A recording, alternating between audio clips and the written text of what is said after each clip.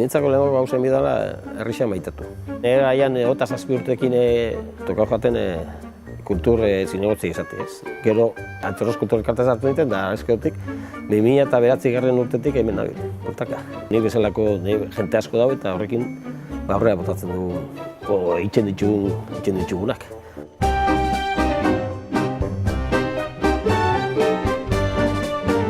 Enda bost sozioko elkarte bagare, Eskoiatzan zabaltzen kultur arloa.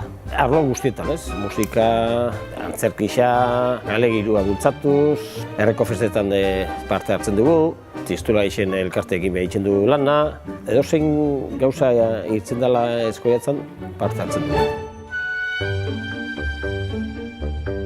Nik ez gauen pentsetan nuen da 9 urte hasi gintzen nien holan jarraketia. Gu musika mota askota ekarri txugu eta jenti flipa utxea. 9 urte hauetan, ez dakiz zelan, baina, komezu itxen du jentia.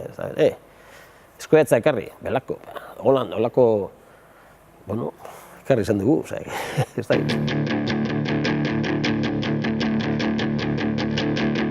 Erronka importantena ditzak, datorren urtean da errekangorako 10 urte hurrena dela, ez? Horren, asmo potente dauku.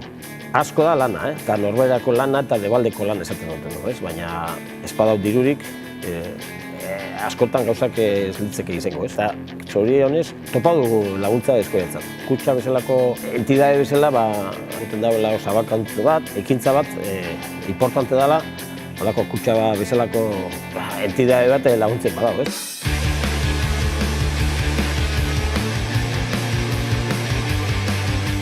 Nintzako genta buru gorra, bagare, maia horretan.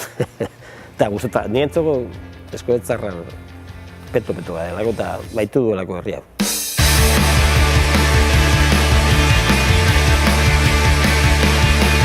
Eta etorri dizen danak oso guztia, oso guztia.